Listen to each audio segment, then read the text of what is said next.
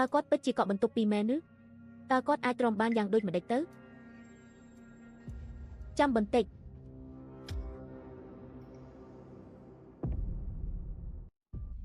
ចមានរឿងអីទៀតហើយគេងមិនបិទបង្អួចប្រយ័ត្នផ្ដាសាយបើឈឺវានឹងប៉ះពាល់ដល់ការស្រាវជ្រាវរបស់អ្នកចិត្តដល់ជំហានចុងក្រោយហើយកុំឲ្យវាបង្អង់យូរអី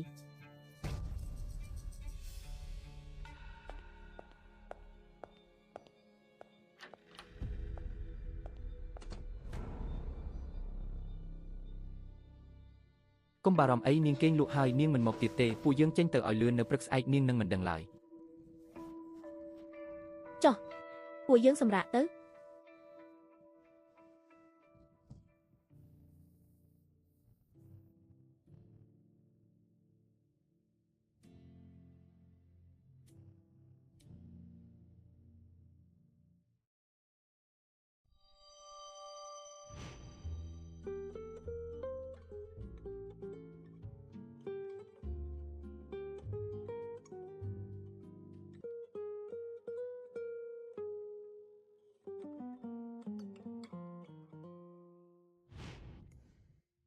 សាស្ត្រាចារ្យឲ្យជាងចុះបើគេដឹងតើត្រូវធ្វើដូចម្តេចសាស្ត្រាចារ្យឲ្យជាង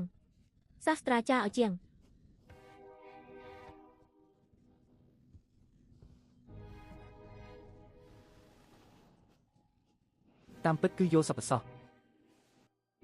សាស្ត្រាចារ្យឲ្យជាងខ្ញុំមិនខ្លាចទេខ្ញុំមិនខ្លាចអ្វីទាំងអស់សាស្ត្រាចារ្យឲ្យជាង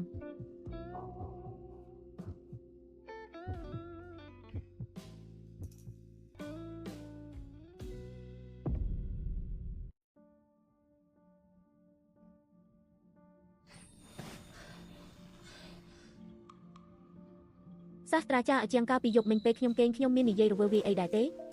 សាស្ត្រាចារ្យឲ្យជាងចុះបើគេដឹងតើត្រូវធ្វើដូចម្តេច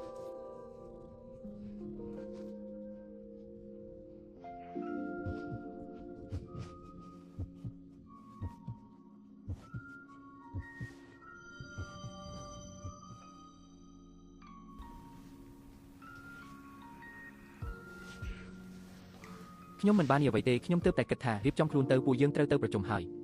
អញ្ចឹងល្អហើយ